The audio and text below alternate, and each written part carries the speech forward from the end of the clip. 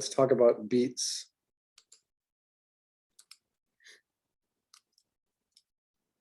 All right, we're going to use the blackboard, just like we were in an old school classroom. And I might have done something for you like this before, but that's okay. We're going to do it again. So right here, what we're going to have is we're going to have a graph. And on this graph, we're going to have time. And over here, we're going to put two things. We're going to put intensity, both for emotional and action intensity. Okay, so it's just a regular graph. When someone is talking about any typical story, they might be talking about a story that's in 3 acts. And so you divide the time up into 3 equal spaces just for argument's sake. If you're watching a James Bond movie, your action intensity index could be really high. If the film opens and there's a big chase sequence, then you might have action that's like way up here.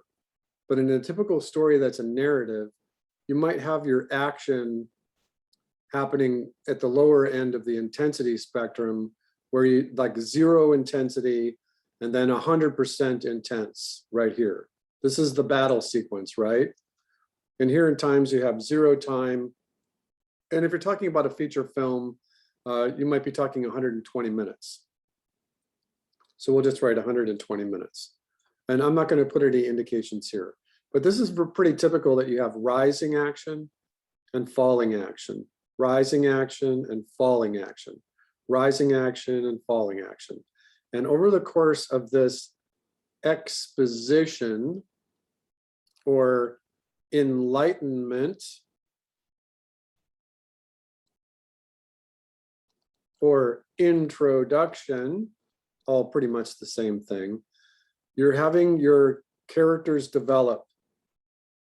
All right, so you have little differentiations of rising and falling action in the exposition. If I look at this in just terms of overgraphing, sometimes there's a little lull. Sometimes there's a little lull between Act 1 and Act 2. And Act 3, there's also another lull between these two. In the story itself, you might have your rising action to 100% of intensity, somewhere at the middle or towards the end of the second act of the story. Then you might have a little falling action. Then you might have something happen to the hero as the hero is returning to the normal world. And so what I'm going to do is I'm just going to fix this up a little bit because I don't want it to look too geometrical. All right, so basically the rising and falling actions here are very normal. So rising action, falling action. Anything that is rising, the action is going up. Anything that's falling has the indication of the action going down. So I'm just kind of darkening this up so you can see it a little bit. Sometimes the rising action and falling action is a little bit narrow, but just in terms of logic, it can never go backwards. Like it can never go like this because time keeps going forward. So the only thing that it can do is rise and fall. So this is a typical story arc, right? This is a typical story arc.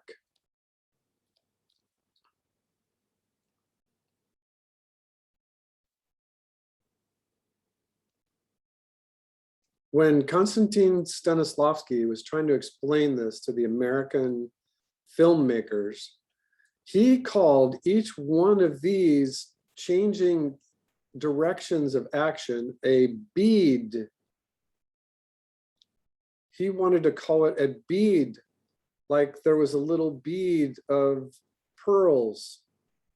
But the American cinematographers were stupid. They didn't hear bead, they heard beat. So a beat, in a story beat, is a change of action intensity on the arc, on the story arc, as the story progresses. And so they're trying to explain that each one of these little beads is something that changes, and there could be many of them, rising action and falling action. His example was taking a murder mystery. And in the murder mystery, there's a shot of the guy who's walking down the hallway, and the action is pretty flat. So like he just comes in pretty flat. And he turns and there's a cut on the camera, and we see that he reaches under the doormat of the apartment and pulls out a key. And when he does that, that's a change of action. And so that's a positive action upwards. And the Russians were trying to say, hey, anytime something happened, there's a beat. And that's what they were trying to say, that it was supposed to be a bead, but we heard it as beat, which is fine. The Russians didn't complain. It really just means the same thing. So each one of these is represented by a shot. And in a 120-minute film, there could be 1,500 to 2,500 shots. All right, so this makes sense? Act 1, Act 2, Act 3. And the white line is for action. If I change this to a yellow line, it's very rare that you're going to have an emotional connection to your characters, unless you're watching a Wes Andersen film and Bill Murray is your favorite character, and you already have an immediate emotional connection to him before the movie even starts. But normally, you have a rising action and falling action for your emotional intensity.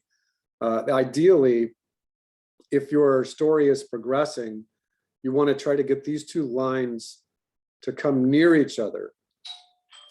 Hold on a second.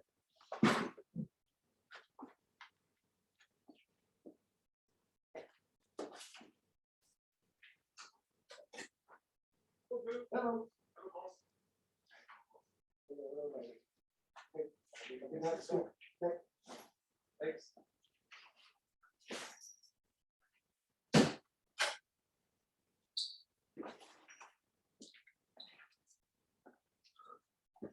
All right, so does this make sense, what I'm doing right here?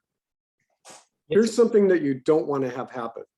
Here's something that you do not want to have happen. You don't want the action to be rising in intensity and to have a disconnect with your character. This would be a bad film. If all of a sudden your characters in the film are doing something really intense and you don't care about it, then this is a problem, just in terms of logic. So ideally you want, and you could even go opposite. You could say I have an emotional connection to the character, even though they're not doing something crazy at that point. And if the line for the emotional intensity is higher than the action intensity, that's good. You want that. What's this?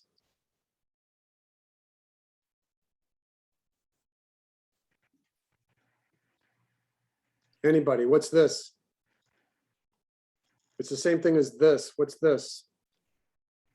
Plot holes. These are holes in the story. They're holes in the plot. Right? And if something was happening that was important, like if there was like an immediate action intensity increase right here, but there was a hole in the emotional, then you got a problem here.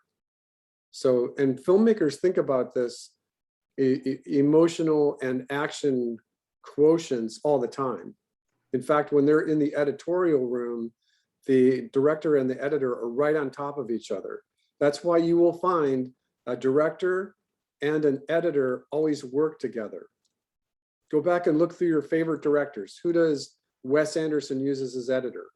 Who does Guillermo del Toro use as his editor? Go look at the Coen brothers. They use the same editor all the time because they know this connection here is super important. Because just by the way you cut your shots, just by the way you edit it together, you can affect this curve. You don't want any holes in the story. You don't want to ruin the emotional intensity by having a shot cut too quickly or what have you. All right, so there's a couple other things here. This is Act 1, Act 2, Act 3. In some stories, there is a denouement. Sometimes the denouement is the end of the story, and it is very obvious. They're just kind of wrapping it up. Actually, I want to erase this one, because at the end of the story, sometimes there's also an epilogue. I busted one of my students one time because I was talking about this curve, and this curve is in storyboard books, it's in story, it's in cinema, it's all over the place. But these beats were supposed to be beads on the story. So this was supposed to be a strand of pearls. And I think the Russians wanted it to be a strand of pearls to make sure that they knew that all these interactions are connected to each other. So you couldn't just have an action beat that was up here all by itself, because it just doesn't work that way. Your audience is going to try to fill in that gap. So this would be odd. It would be really odd to have some kind of action happening way off the beat of the curve like this. In the epilogue, oh, I forgot what I was going to say. I forgot the example I was going to use. All right, so Act 1, Act 2, Act 3, time, character development. There's a couple of things that I'm missing here. Rising action, falling action. You mentioned the, so everyone okay with this? Everyone okay with this? So, Yes.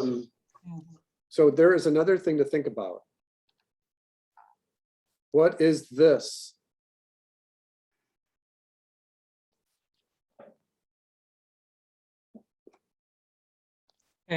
Incline. This is a cliffhanger. What is this?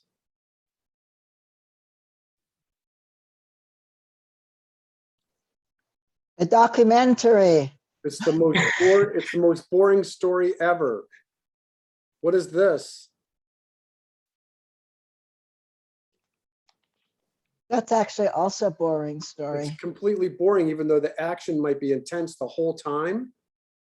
You know, you need some variety, right? Some rising action, some falling action. You want some variety. What is this?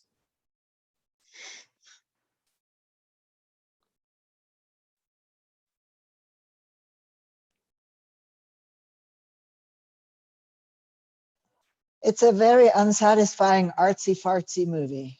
It could be, or it could be a never-ending story, or it could be a TV episode or a mini series where each one of these lines might have the typical bell curve or the typical story arc in there.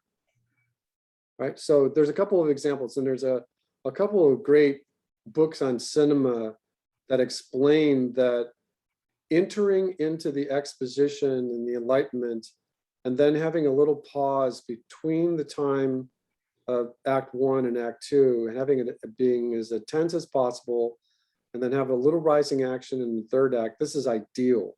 It gives your audience a place to rest their imagination, and they know kind of what they're expecting. Now, in Joseph Campbell's Campbellian mythology, he puts the hero's journey up against this template.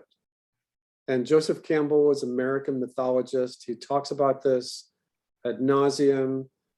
Christopher Vogler talks about it in his writing for the screen and writing for the hero's journey, that you want to have this kind of rising action and these kind of story beats happening so that your audience is engaged.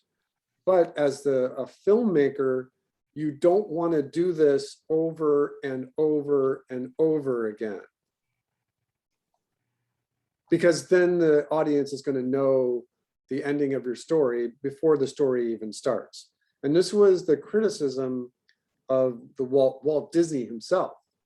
He would take any story, and not only would he sanitize it, where this might have been the story arc for the Jungle Book, right? For Disney's The Jungle Book. But when Rudyard Kipling wrote the Jungle Book, he had an emotional connection that was following right along the action of the story. And then right at the end of the story, there's this shift right here where he makes you think about what happens in the story.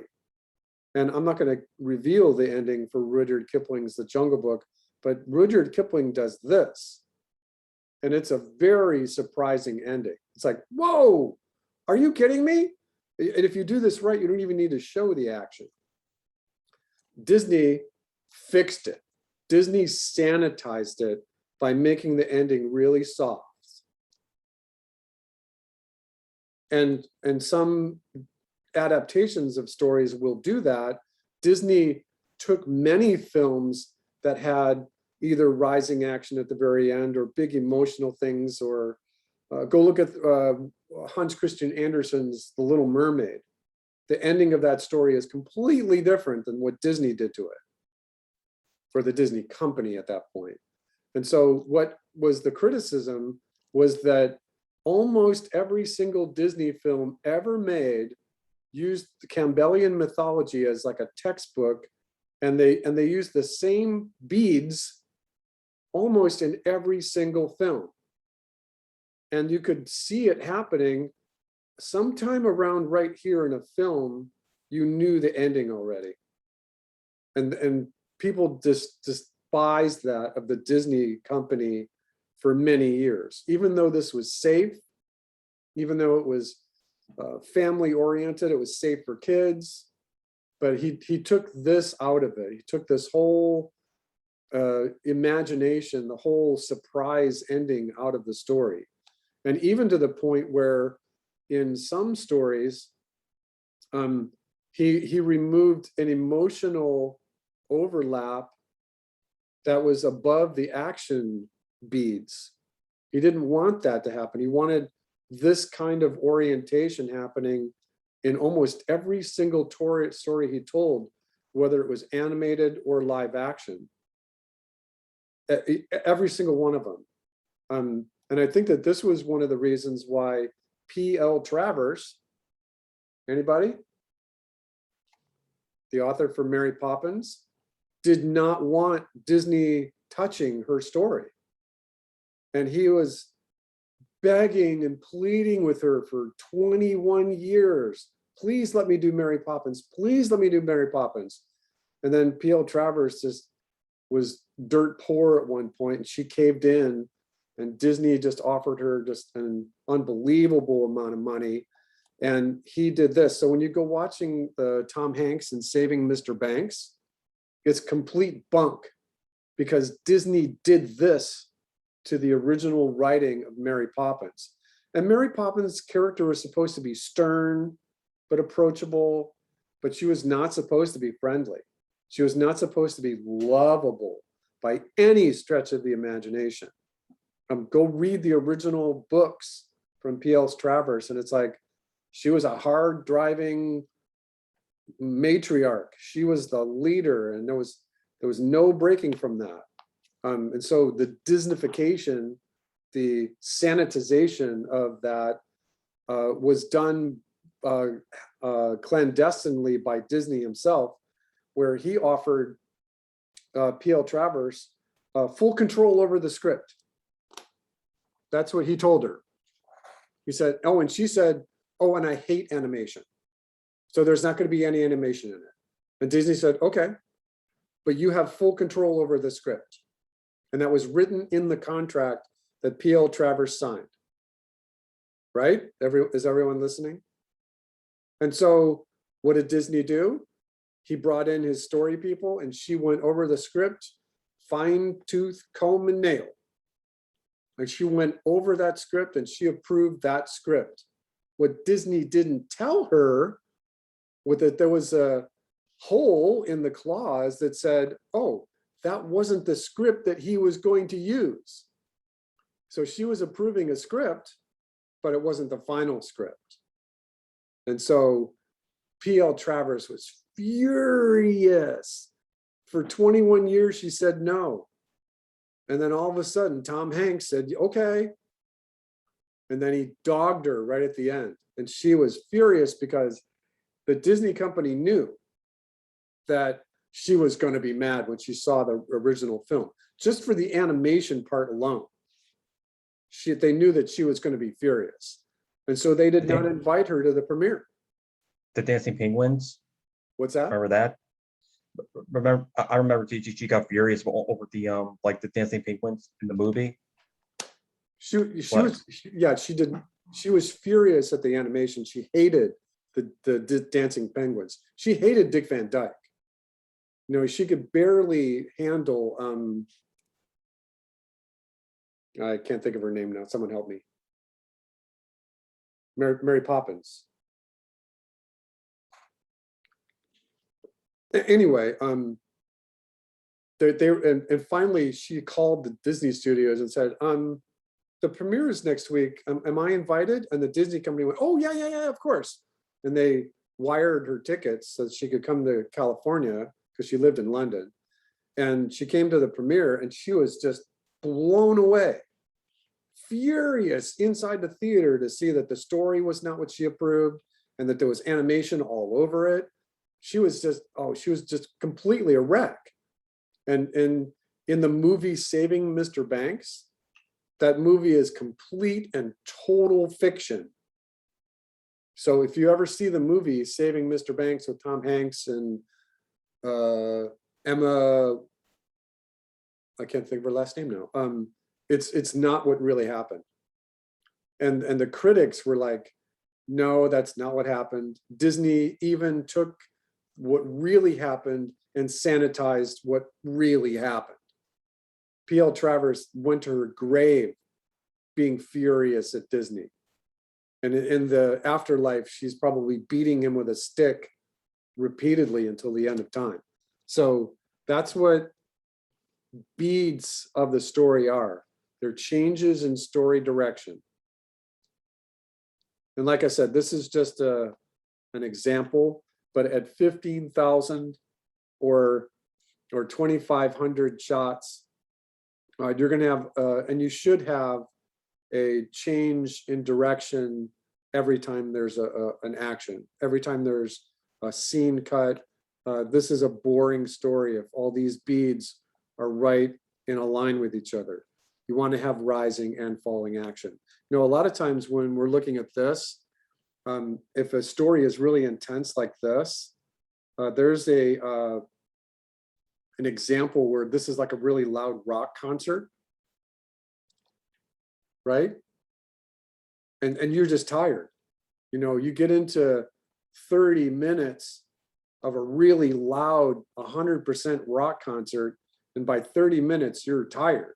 Or if you're 18 years old, you can do this for 130 minutes, right? But this is a lot of work. You know, having a rock concert like this just be really loud for 2 hours, that's a lot of work. And so sometimes musicians will build in a little quiet part and then they'll do louder parts, and they'll use the same story arc when they're doing their shows. Did anyone know the band called Kiss? Then they did this. They would have really loud songs, then they'd have soft songs, and they'd have loud songs, then they do a soft song again, and they do loud songs. They would keep it like interesting for their audience. And everyone, the Beatles, Genesis, Pink Floyd, Metallica is different. Metallica is this, hard driving rock and roll. Bachman Turner Overdrive, hard driving rock and roll. You know, folk music is going to be down here, right? But there is a comparison between what you're looking at in terms of intensity and time between cinema, animation, and music. A big comparison. You do this to your audience, and they're going to be tired very quickly, unless they're young. Sometimes audiences can last for 250 minutes if you're really young and you've had a good lunch. But the older you get, the more you want a typical story. So to wrap up this discussion, the most perfect example of this arc right here, not this part, in story, is a film called The Red Shoes.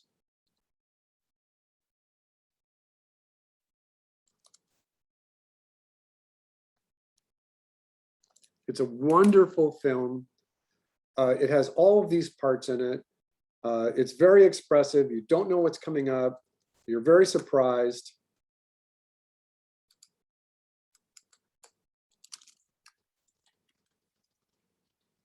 The film is this film.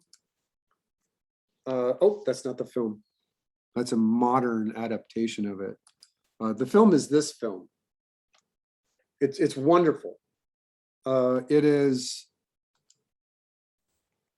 I used to know all these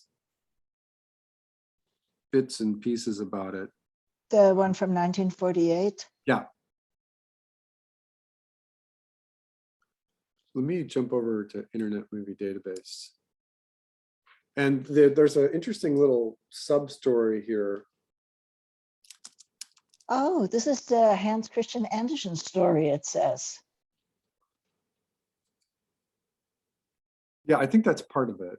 Yeah, That's what it's one of the fairy tales written by Yeah. Hans Christian Andersen. it says. And Emmerich Pressburger was wrote the original screenplay for it. So if you cross-reference this, and Michael Powell and Emmerich Pressburger followed Hans Christian Andersen's story very, very closely.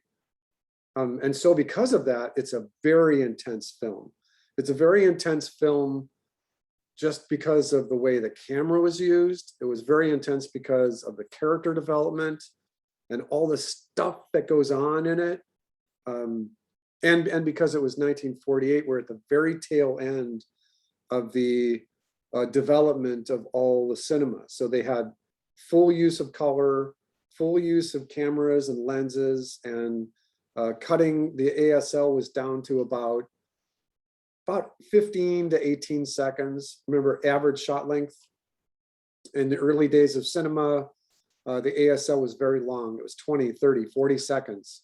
Some shots were a minute long because it just took so long to get the lights and the stage set up and the background characters working and okay, lights, camera, background, action.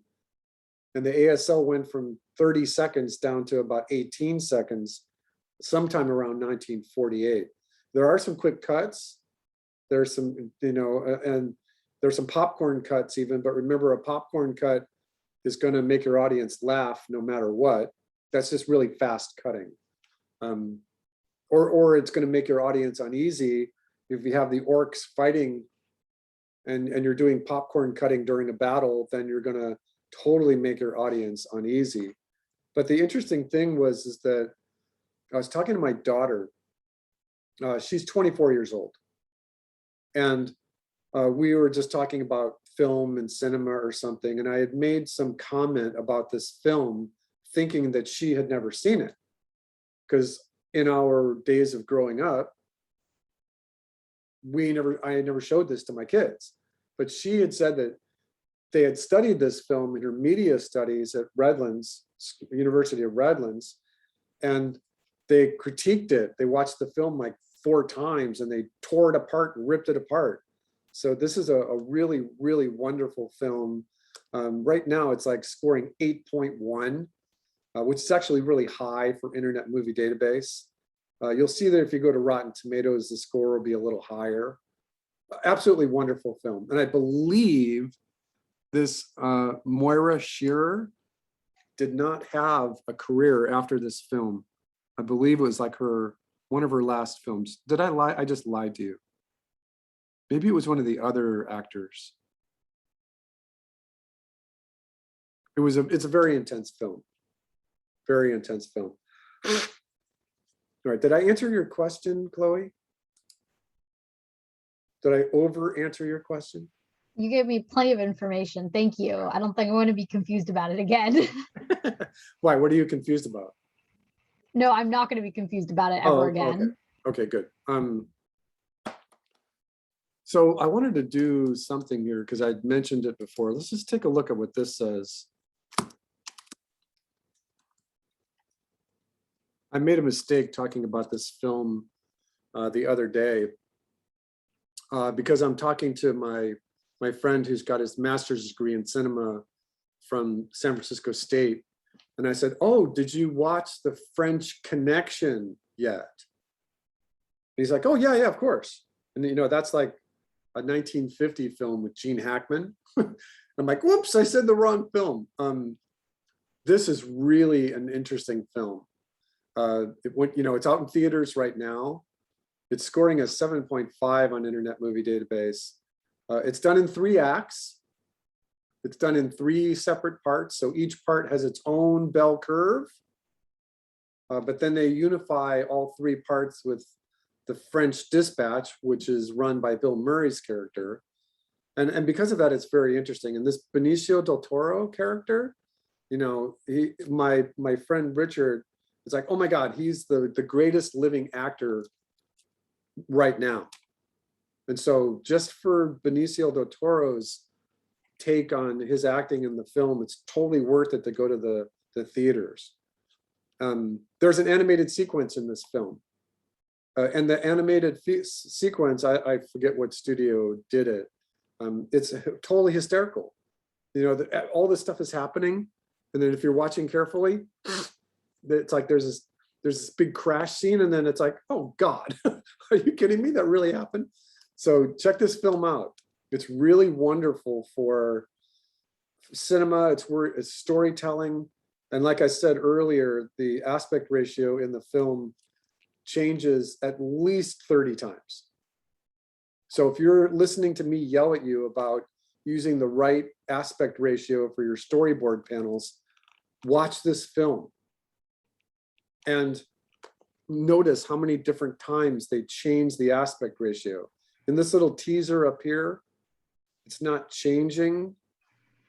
They're not showing you what the theatrical production is actually looking like. But let's do this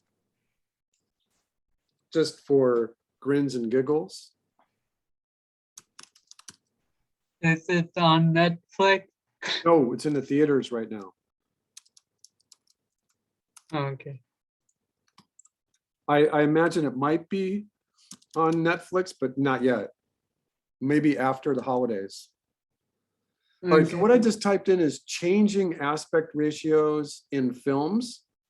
And there are a bunch of films. Yes, in WandaVision, they change aspect ratios a whole bunch of different times. Wes Anderson changes aspect ratios in the Grand Budapest Hotel. For each era that the story is supposed to be played in, he uses the aspect ratio for that era.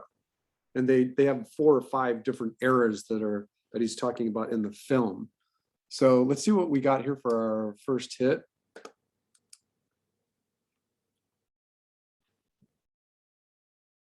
Oh, this is just, I only see changing ones.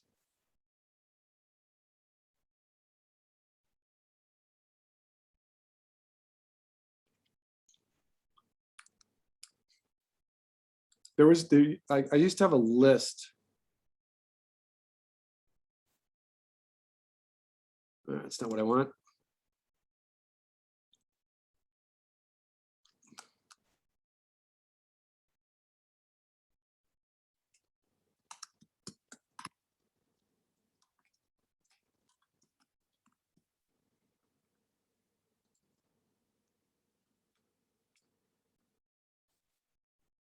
Okay, so the Grand Budapest Hotel comes up first.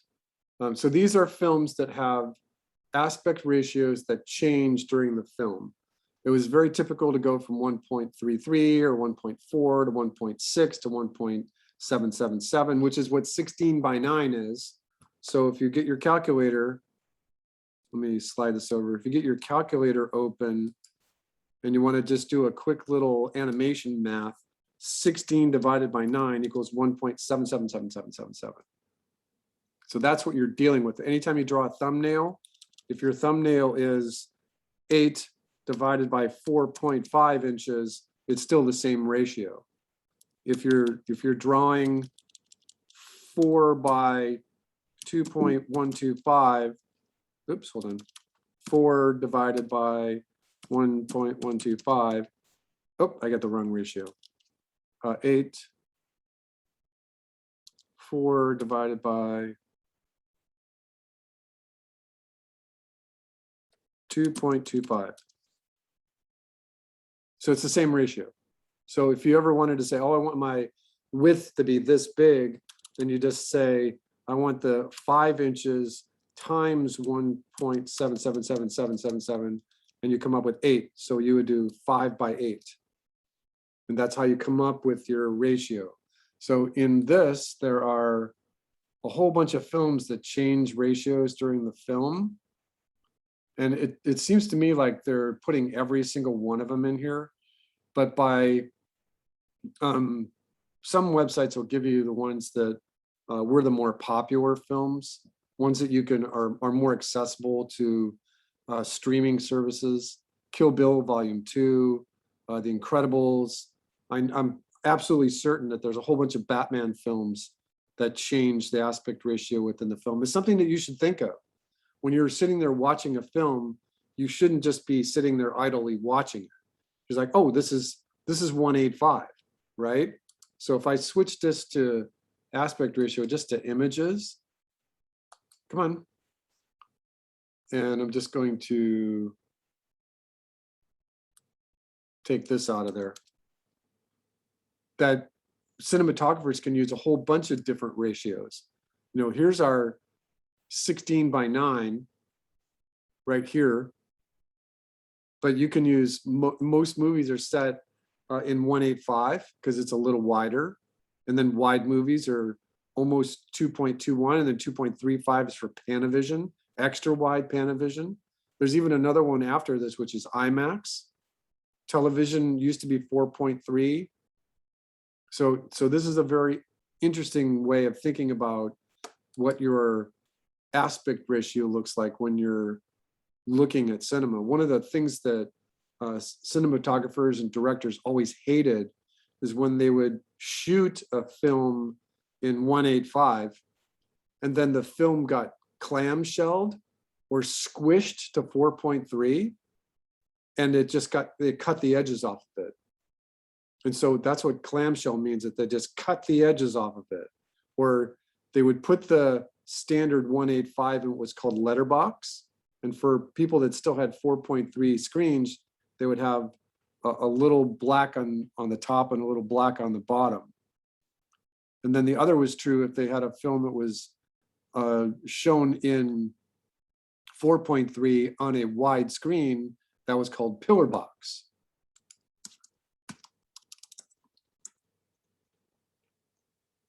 So this is letterbox, and so this is the difference between the letterbox and pillar box, and it would fit right in there. And some directors like Wes Anderson will start movies off in this pillar box format, knowing that a whole bunch of shots are going to come up as 16 by 9 or even 185. Sometimes you see this too, this one here in the middle, where there's a 2.5 ratio inside a 16 by 9 ratio. And you can, there's a few animated cartoons out there where the whole cartoon is like living inside this projected screen, which allows the characters to come out of the screen ratio, and they can actually come towards you.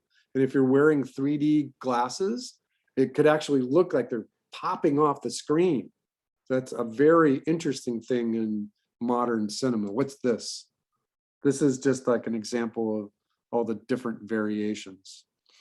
And remember, that's sometimes that's why you want to see a movie in the theater, is because you've got movies that are all these different ratios. I don't think I've ever seen a movie that is 4 units wide by 1 units tall.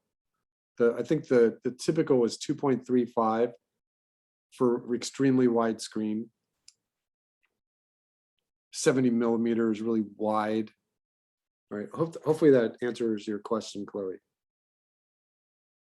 All right, let me think. There was one thing that I wanted to talk about. and I forgot what it was. You distracted me, Chloe.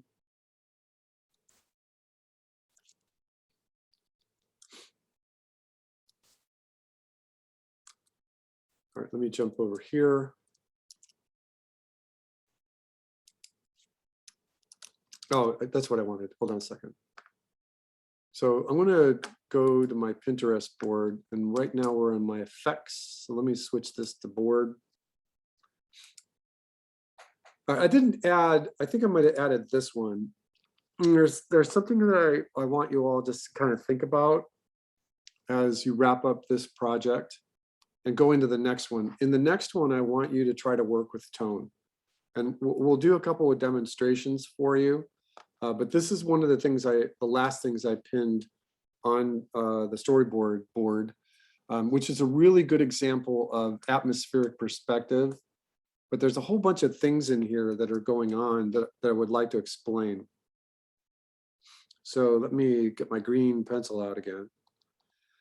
So these are just examples, and they're examples of things that, so this example here might be an example of a film that's shot in 4.2 to 1. It's 4.2 units wide to 1 unit tall. It's a very, very, very wide film.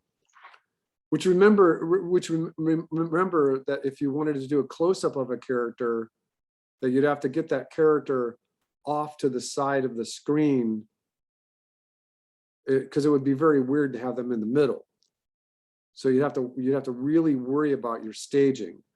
Or if you wanted a character that was standing, you'd have to have your character fairly far away from that character. So, but so next week we're going to be talking about tone. And remember, next week, it should be a short week. It's just a presentation week, because the very next day is Cranberry Day. So, but I want you thinking about this idea of using tone. And it's just taking the side of your pencil and shading in the stuff that's in the very foreground to be darker. So in all of these different shots right here, you can see that this artist is using the same technique. Everything in the foreground is really dark. The midground then is a little darker, a little lighter. As the midground goes away, it's lighter still. And then he's got 5, 6, 7 different kinds of variation of white and gray and black. And I want to try to use this on your shots for your final film. So for your final film, I want you looking at tone. Okay, so let's see what we've got here. Oh, let me do this other thing. So I'm gonna do this too, and then I'm just gonna turn my pencil off. And so in this board that's coming up for you, I want you thinking about acting. And remember that this acting is not just for animators, that this acting goes for live action, it goes for stage, it goes for theater. This acting is acting. It's the same exact acting. It's just that in animation, we get to exaggerate things like crazy stuff that you could not do with any kind of live action. So turning off my thing here. So let's just look at a couple of examples.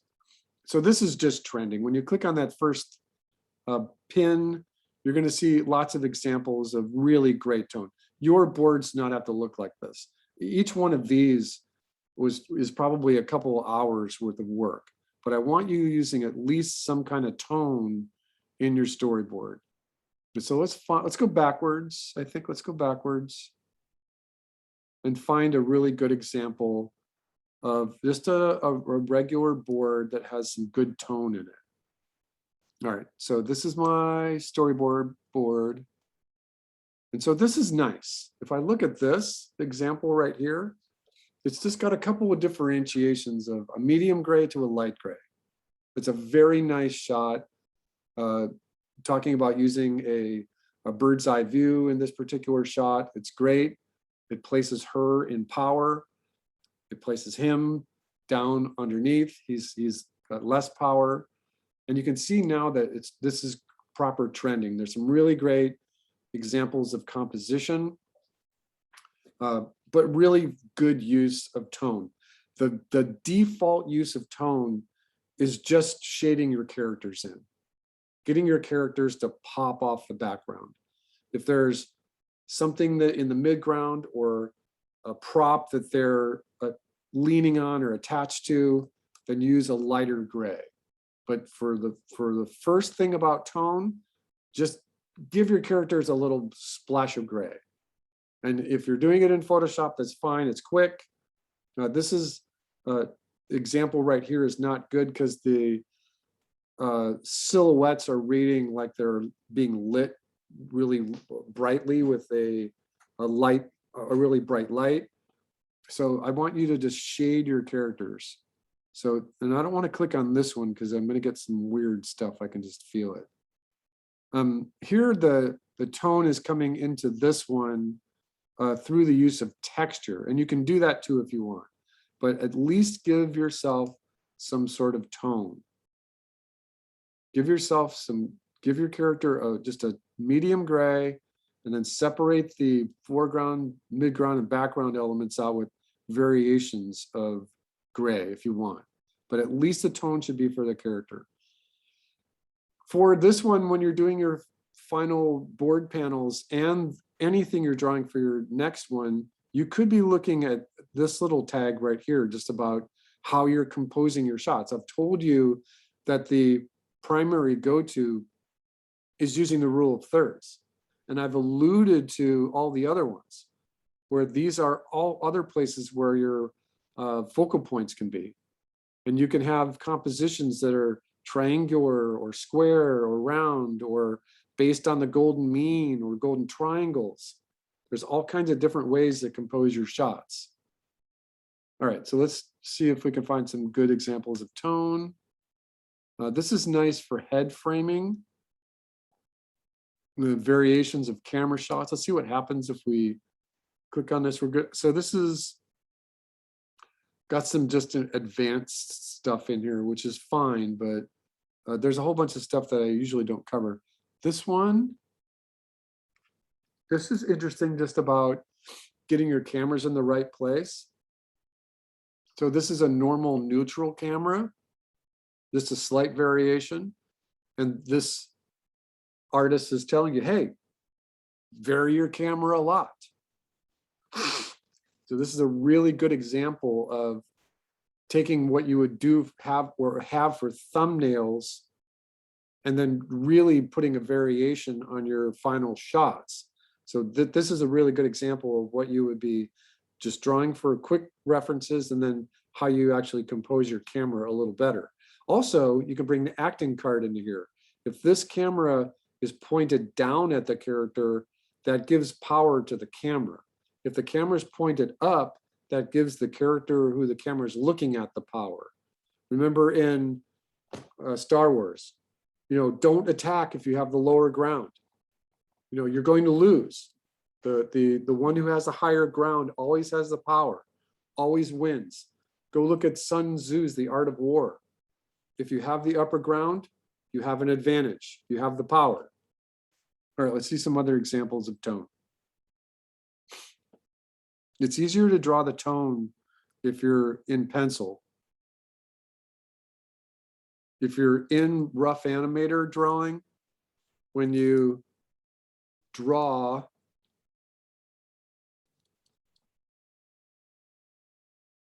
let's say that you're just composing your shot and you're thinking about some acting moment. This might be a little difficult to fill because you're sketching.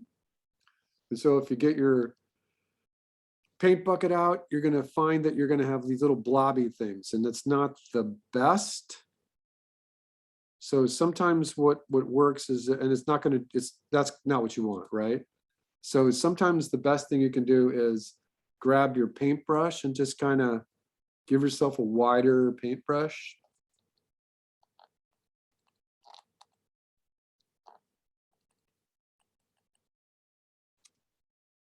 And just kind of scrub it in there a little bit.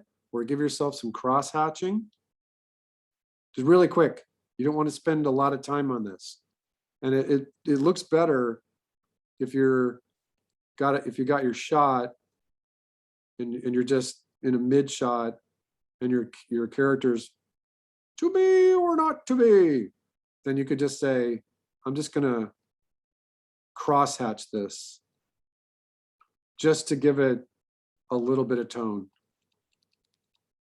And for thumbnails, that works really great.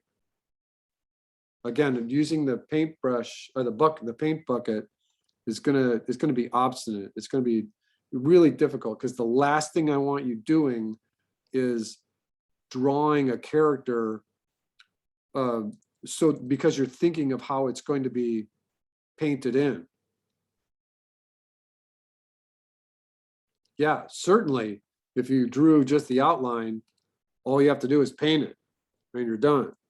And that's not what I want you doing. So a couple other examples and then I'll let you go.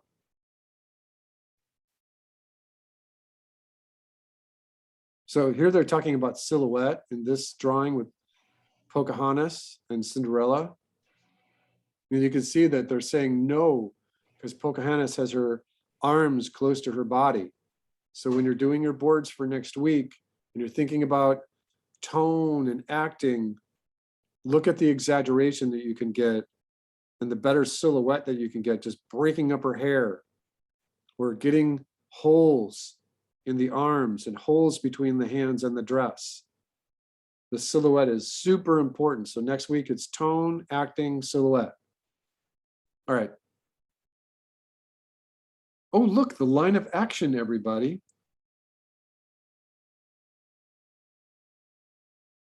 All right, so let me switch this to a Google window. And let's see if we can get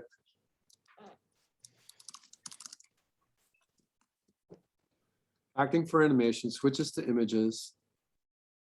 And I'm seeing lots of regular stuff because there's acting tips. There are split reels where they're going to show you the actor and acting or the animator acting and then what their final shot looked like. Remember that in this book, Acting for Animators, these illustrations were done by Paul Noss, who's the leader of your department at Kenyatta College. And so this book is widely available. There are 4 or 5 different editions of it. And if you zoom in, you can see there's Paul Noss right there. See his name? It's really small. So in all these Ed Hooks books, Acting for Animators, the illustrations were done by Paul Noss. All right, so these are all good. I think that these images are great. What I'm looking for is this. We're going to put in Tex Avery, and we're going to see just how much expression you can get. Let me clear the drawings I have over there. And let's just take a few minutes to just look at what Tex Avery did for exaggeration. Now, you can't do this on every story. You can't do this on every single storyboard or story that you're drawing. But when you get to it, the idea of animation being one of those 5 things that you should be paying attention to when you're doing storyboards, look at this Tex Avery stuff. He took animation to a crazy, absolute nuts. And it was animated this way. So don't forget about exaggeration. And then remember, go ahead. So you want us to hand on the tone and not just paint it? You can paint it if it looks okay, but sometimes, like I just showed you, if you draw and then try to paint, you can get yourself into trouble. But at least for the final board, not for this board right now, but for your final board, I want you thinking about tone. Okay. And then Ren and Stimpy, right? Everything about John Kricfalusi's stuff with Ren and Stimpy was crazy over exaggerated. His stuff is like phenomenal. In fact, he had the Chinese studios running backwards because they couldn't handle his is the type of drawings that he wanted. It's a very difficult form of animation to do. And he almost lost his whole career because of it. But this is what I'm looking at, some wicked type of exaggeration.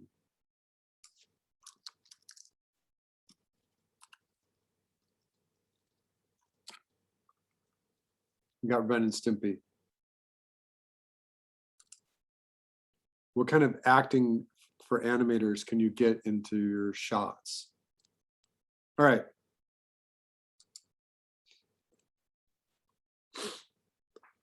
Questions, comments, complaints, conundrums, criticisms, anything that starts with a K or a hard C sound. And don't say chocolate, because then you're just going to make me run into the kitchen really fast. So this, I would like to see this board do next week. Two things. If your board is running long, just stop and finish the rest of it later. Right? You don't need to have 90 panels.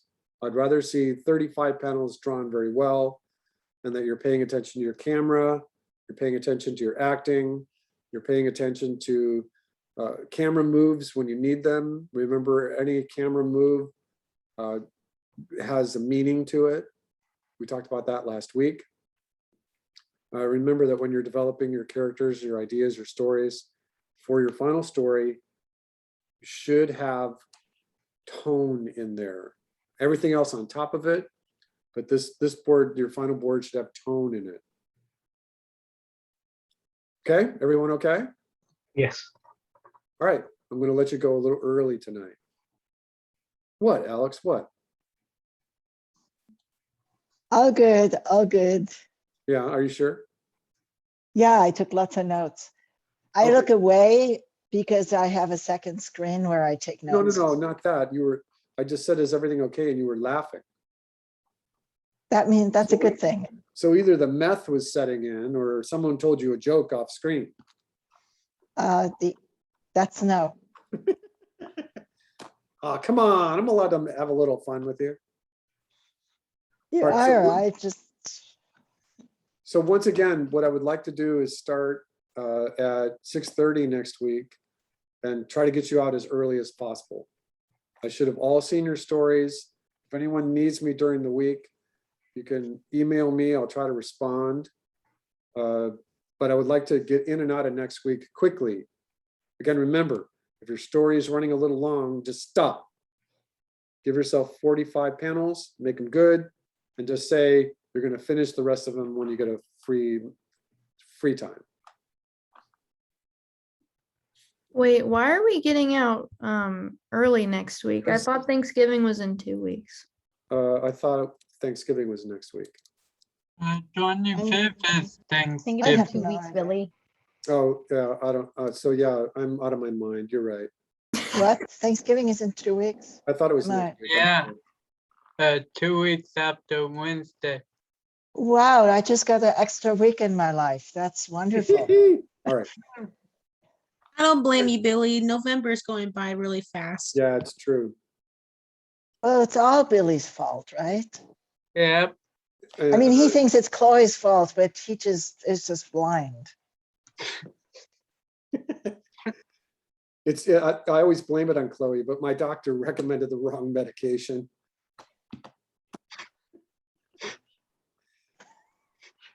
Sorry. All right. Yeah, okay. All right, I'm leaving. Bye. Thought he had a broken leg. I'll see you all next week.